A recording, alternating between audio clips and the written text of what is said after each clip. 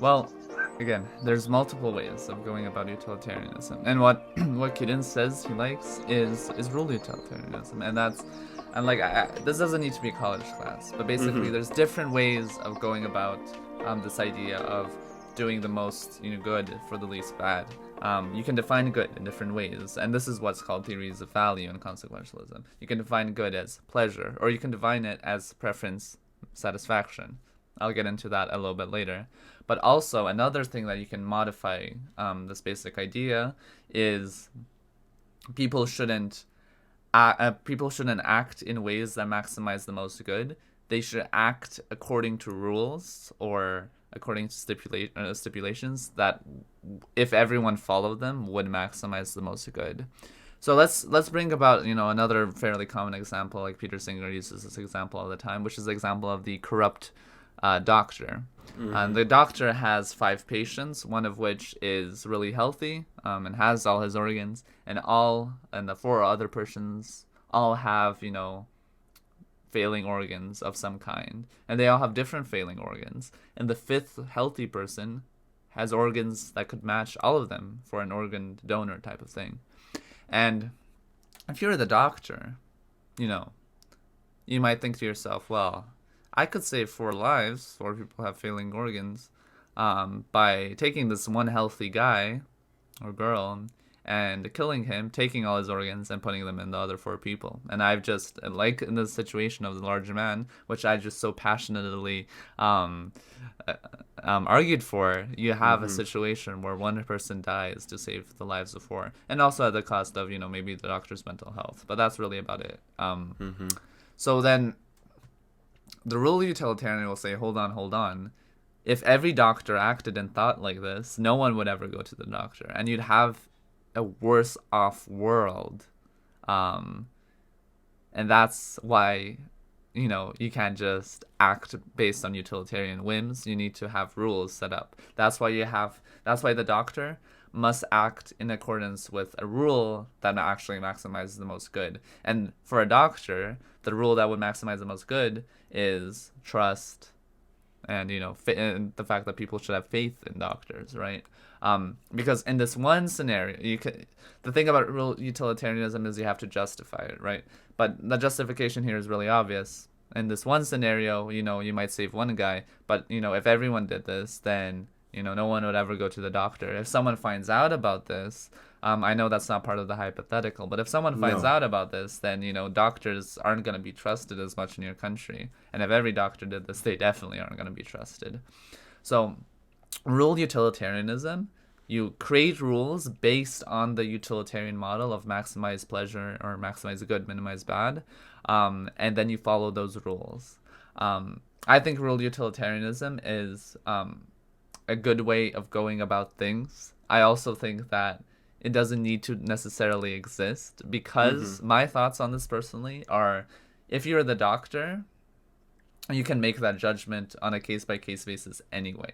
It doesn't need to be this whole universal thing about like rules and non-rules. You can say, well, if I were caught, then I shouldn't act like this. But that means the bullet I have to bite, the fact I have to accept, is that if in the hypothetical we stipulate, doctor kills 4 people, etc., or the doctor kills 1 person, etc., and no one will ever find out. We know for a fact no one will ever find out. I have to accept the fact that the good thing for the doctor to do is to kill the one healthy patient. And as a non-rule utilitarian, I'm perfectly okay with accepting this. And it might seem a little abhorrent to you, but again, take into account the fact that there's 4 people's lives on the line.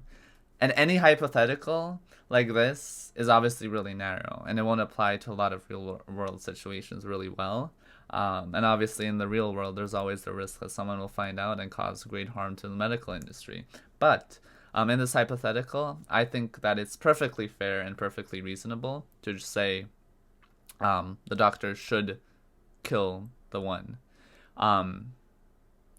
And as long as no one finds out, and if that's part of the hypothetical, then it's fine. The rule utilitarian might disagree, and it might say, this is a universal rule, and even if no one will find out, it's still bad on balance for doctors to act this way. And I say, well, you have your nice lofty rule, and it's really admirable and really good. But if no one were to ever find out, then, well, you've saved the lives of 4 people. Right. And if you don't do that, you don't save the lives of 4 people by killing the one, then you've just let 4 people die, or killed 4 people, or however you want to say. You've let 4 people die, because you're prioritizing this lofty rule over them. That's a really uncharitable way of criticizing rule utilitarianism, that your priorities are a rule over people's lives. And I think rule utilitarianism isn't actually as bad as I just made it seem. But for me, that's personally how it seems with these goods methods and these rule-based methods. Right. So you also mentioned utilitarianism and everyday life. Utilitarianism won't tell you, whether you need what type of cereal you need to make in the morning. It also won't tell you what type of life you need to live, like, at all. Mm-hmm. But I also think that there's no ethical method or normative ethical theory that will tell you how you need to live, period. Utilitarians are also perfectly willing to accept heuristics. Now, with utilitarianism, it's like this really scary concept of do the most good and et cetera, and you feel like you have to have a calculator out on hand at all times for all of your actions. But, people are really bad and really flawed, which means that if you just follow the heuristics of don't steal, don't kill, do unto others as you would want others to do unto you, as long as you follow these heuristics, that they're heuristics in that they aren't the utilitarian principle, and that they could have internal inconsistencies, but as long as you follow that, like 90% of the time you'll be a much better person than on average than you would have been before if you didn't follow it. So utilitarians, like, it's really flawed, it's really confusing, you can't calculate stuff, etc. But that doesn't mean you have to reject other ways of thinking. You just have to accept that they aren't, what's the fundamental, like, source of value. So with utilitarianism, there's also other, like, abhorrent or repugnant conclusions. Like, for example, a utilitarian might say a world with billions of people that all live in suffering is better than a world with, like, one person who's really happy. And, you might not agree with this intuitively. Another thing is, if you had a society that was, like, powered, like, they got their electricity by torturing this, like, god that, like, produces electricity only when tortured. So it's like you have this idyllic village that's, like, powered with, like, nice electricity, but underneath the village in a cave they're, like, torturing this innocent god for their electricity. You can say that society is an unjust society, etc. But consequentialism does give you a way out. Is the actual benefit that the villagers get from the electricity better than torturing the one god? I would say probably not. Just because torture and suffering in general is so much more impactful and bad than, the simple pleasure of electricity is good. So consequentialist thinking actually gives you a way to approach the problem. Whereas if you said, a society like that is unjust, which it probably is, like, you say that, but then you really have no way of reasoning with the problem. And that's the big strength of consequentialism, is that you have a way of reasoning with all these different problems. Mm-hmm. Now, another thing utilitarians might say is that because you have to treat other people as equals, and, all billions and trillions of other people, that means utilitarianism is going to demand a lot of you. Mm-hmm. What if instead of, in the fat man example, what if instead of the fat man, you had to put yourself on the train tracks? What if you were the large man, right? Then all of a sudden it becomes a little bit harder. You get what I'm saying. I don't really want to die to save 5 lives. 5 lives are important, but I don't want to die to save 4 people on train track. I don't think I could will myself into putting myself in front of the train tracks. Mm-hmm. Right? But that's what utilitarianism wants you to do every single day, because there's always someone that is suffering out there. There's always someone that needs food or money or support, and that means you have to always be giving and always be handing out something or other. So utilitarianism is kind of dehumanizing in the sense, because there's no more self anymore. There's no more you. It's only, one maximizes pleasure universally or whatnot. My response to this is I accept that, but I also think that if you just say that without any further discussion, then you're not seeing the reality of the situation, which is that humans will never act perfectly selflessly. Because of the fact that people won't act selflessly, and because of the fact that you can't really will yourself to act selflessly, that means the maximum good, or like the most good you can do, is still pretty demanding, but it's not impossible. Because if it's impossible, then you can't do it, so it's out of the question anyway. People always say utilitarians want you to do impossible things, but remember, utilitarianism technically kind of isn't about the outcomes. It's just about what you can do in the present moment. And if giving away all of your money and your heart and your kidney right now would be kind of impossible, that means you probably aren't a bad person if you don't do all of that immediately, right? So consequentialism, you have to keep it rooted in the possible. But as long as you do that, I think it's a very valuable way of thinking.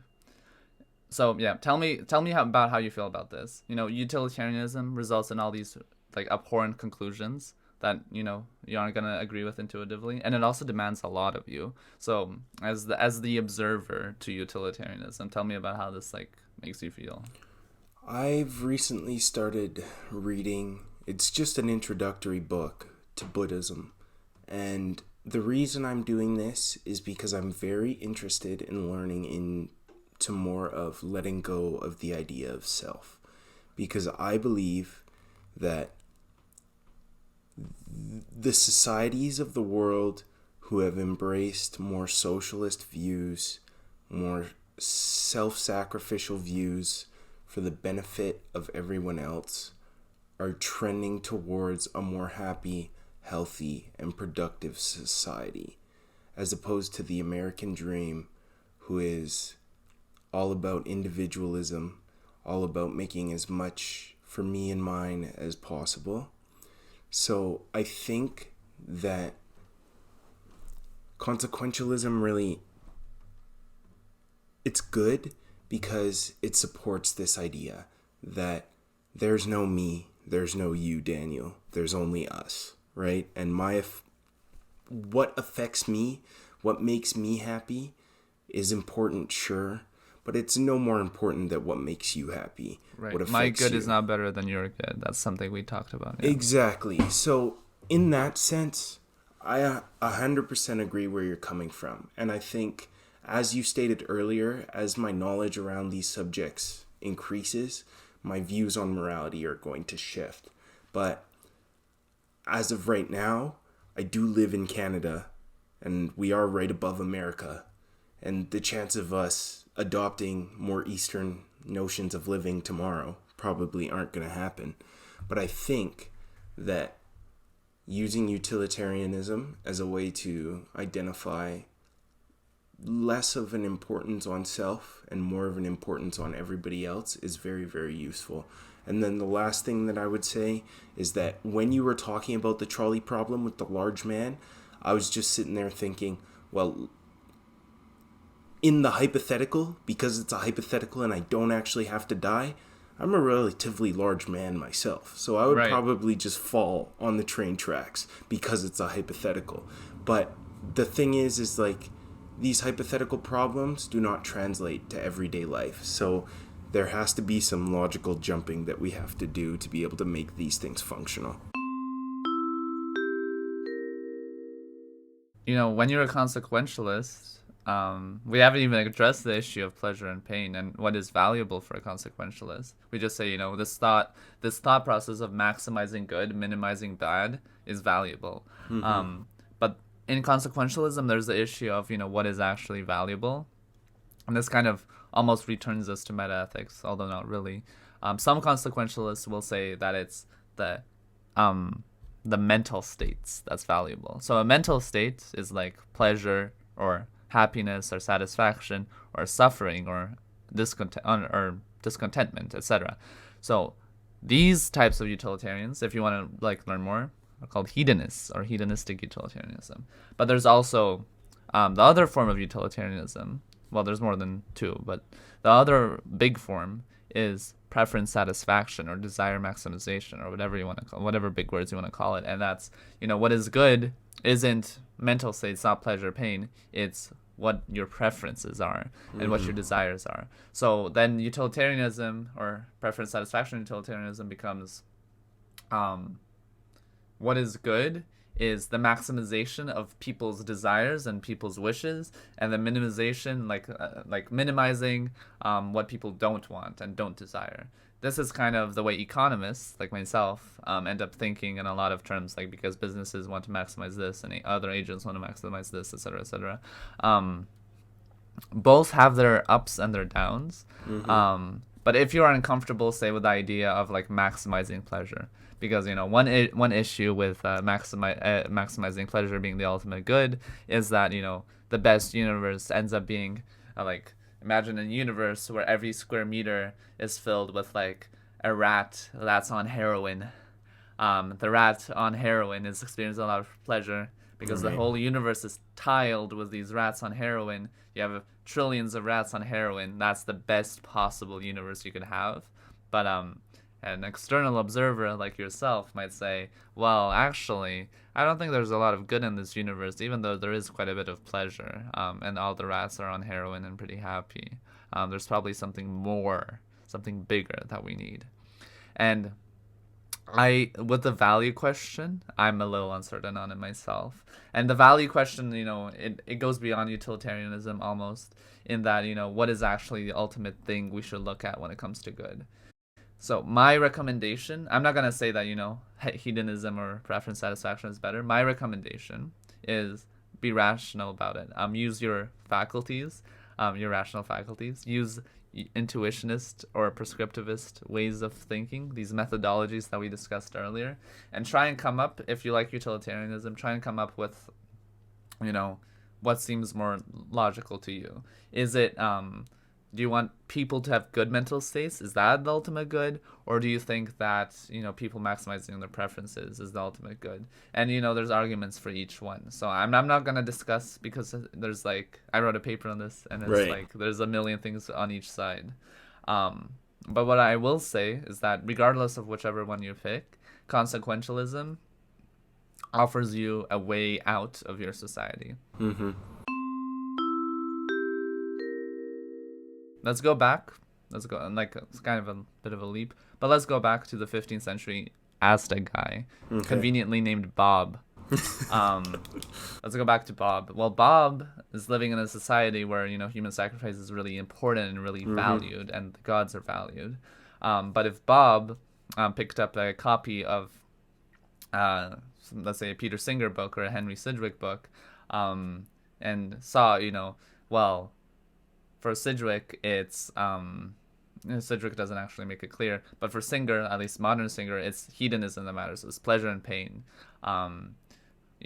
So he reads Singer, and he's like, well, the gods probably experience pleasure from each person dying, but I know from my own experience as a 15th century man that temporary pleasure, it's a little more transient and brief and meaningless than a whole bunch of suffering, and a whole lot of missing out on the rest of your life, because anyone would suffer if they knew that they're about to die, right? So Bob might think, well, the gods do experience pleasure from the sacrifice, but the suffering of each sacrifice is a lot greater.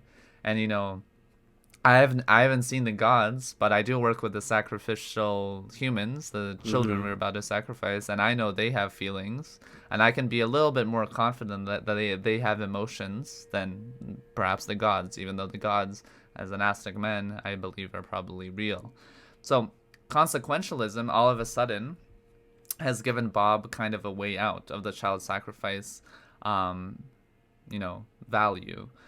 The reason I say this is because consequentialist thinking can do the same thing for us today. You said, socialist countries and socialist economic policy is better. So if you agree with that, right? How are you gonna? I'm not disagreeing. I'm not really No. I arguing with just you. want to But say for the yes. people in theory, not in practice, because I don't know enough about it. Because I really don't want people coming after me about that statement. My bad.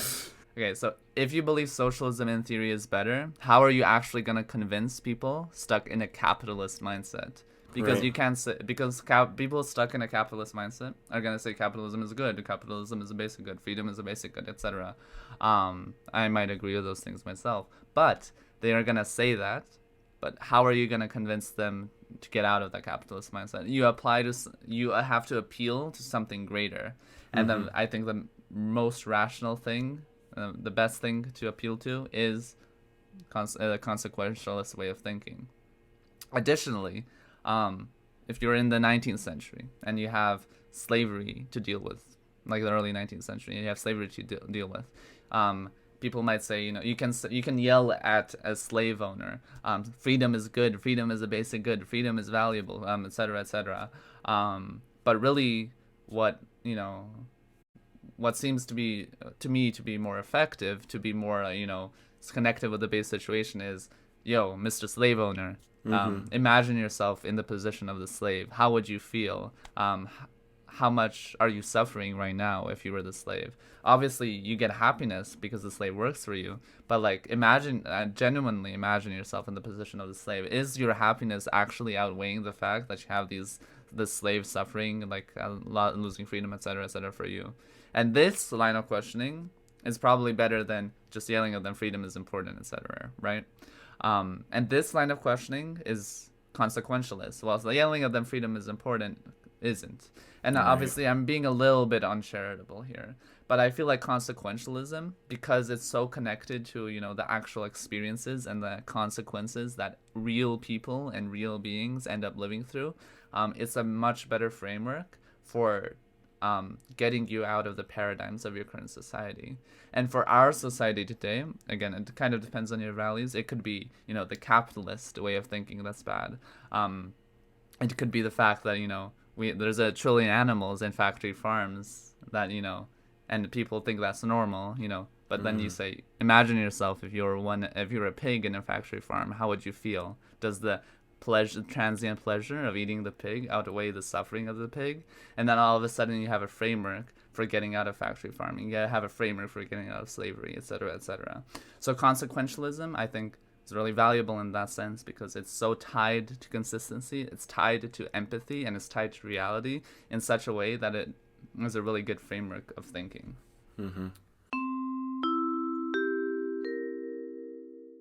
But that gets me to our conclusion here, which is, frameworks of thinking. We've gone through consequentialism, we've gone through non-consequentialism, a goods-based approach. We've gone through the golden rule.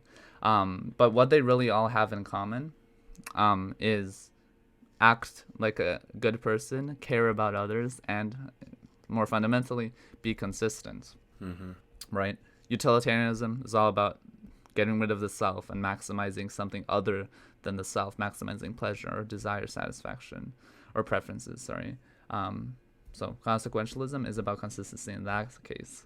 Non-consequentialism, and a goods-based method of thinking, you're taking justice, you're taking truth, and you're elevating it above yourself, above your selfish wants and desires. The good person under Rossian pluralism or whatever cares about truth and justice to the point that they will hurt themselves in the pursuit of actually having a just society and in the pursuit of actually being honest. So, that's consistency. You want other people to be honest. And golden rule, obviously, as Gensler calls it, is just, consistency, just period, right? Because you're treating others as you would want to be treated, and that's the fundamental aspect of consistency, the fundamental method of morality. So no matter what approach you prefer, I still think that the fundamental moral calculus or the fundamental principles remain the same, which is that think about yourself a little bit less, think about others, and act, especially emphasis on the act, to help others a little bit more. And also be knowledgeable, be informed, test your consistency, and then act on it, right, Kita? I think those things are shared between everything that we've looked at today and everything that we looked at the meta-ethics episode. If you're interested in consequentialism or non-consequentialism, more from a rational perspective, definitely look at the Internet Encyclopedia of Philosophy, or for more advanced stuff and more advanced language and like jargon, etc., the Stanford Encyclopedia of Philosophy. You can pick up a philosophy textbook like Ethics by Harry J. Gensler, which is the one we used in class. Or honestly, just Google it, because you aren't going to act well if you don't know how to act well, if you don't know how to be good, right? And if you don't know the situation, and if you don't know, what you're actually even looking for. So, biggest things, be consistent and just develop the knowledge and that skill.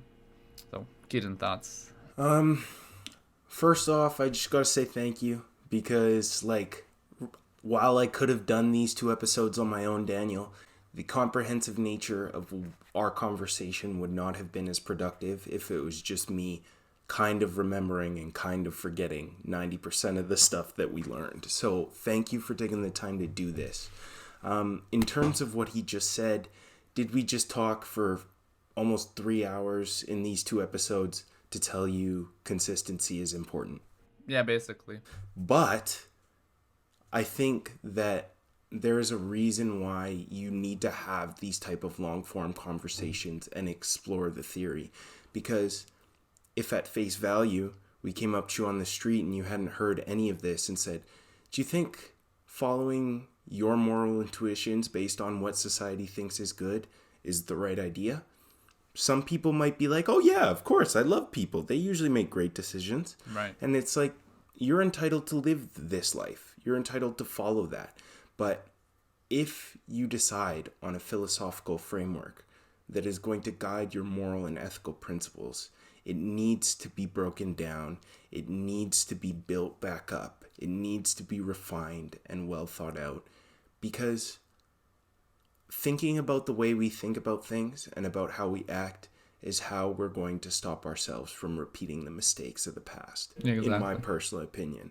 So I think the conversations that Daniel and I have just had were very, very important, and I really hope that somebody gets some use out of one of them. Yeah, absolutely, for sure. And, there's another instrumental aspect to all of this, and, if I just go up to someone and start yelling at them, consistency is good. You have to be consistent in your actions between your desires and those of others. They're not really going to care. But if you take the time to cultivate, some understanding and maybe a little bit of passion about ethics, all of a sudden you start caring more about consistency. And that will in turn not just help you be a better person, but because you're thinking about it more, it'll make you a better person. And that's part of the value about, taking a little bit of your time to think about ethics, and why even though I don't study this, I study economics, why I spend a lot of time, thinking about it. I should spend more time doing, and I should spend more time acting and being better to others. Being better to my family, being better to strangers across the world by donating to charity and by donating my time. But I've done more than I would have otherwise before I started learning about all this ethics stuff. If I didn't know about the I would have known about the golden rule. But if I didn't know about consequentialism and about all this, and I didn't think about it actively, I probably would never have donated to charity. I probably would have never taken the time to ensure that my donation to charity was good, etc., etc. And I probably wouldn't have volunteered as much in high school and in university. So, yeah, ethics, or just this knowledge in general, has really helped me become a better person. The biggest thing I can distill from it is that consistency aspect. That's why I've been repeating it over and over, is because I think it's the biggest thing that can be distilled. But really, something even more important than consistency is just, putting in the time and effort to be a good person. And it will never be easy, and you'll never know what you're doing. Even my preferred method, utilitarianism, it doesn't tell you anything, because you can't know the future, right? You'll never know what you're doing. But as long as you're putting in the time and effort, you're being a better person than you were before. And ultimately, normative ethics, meta ethics, applied ethics, really big terms, but really like the point of it is like to be a better person, and that's why we're all here. Right. And I would just say, don't worry about solving your issues overnight, right? Mm-hmm. This is a battle a learning journey that should happen over years, if not your entire lifetime. And knowledge, in my eyes, is dynamic, so it's constantly evolving. And as long as you're open-minded and you're willing to learn and, you're willing to try and become a better person, then I think you're acting, in my eyes, in an okay stance. And I think you're doing pretty well. All right. Yep. Thank you, everyone. Mm-hmm. Concludes our normative ethics episode. I hope you'll learn a lot, and even if you forget most of this, I hope you'll at least put in the effort to try and be a better person. I'm gonna promise myself here that I'm gonna start putting in a little bit more effort myself. Obviously it's not like I don't do anything, but I feel like also I could be better as well. So yeah, thank you everyone for listening, and thank you, Keaton. Of course, you don't got to thank me, man. The door is always open. I love having these type of conversations, and the amount of people that are willing to have them and broadcast their thoughts like on the internet is very, very slim. So it requires courage to come do this. So thank you.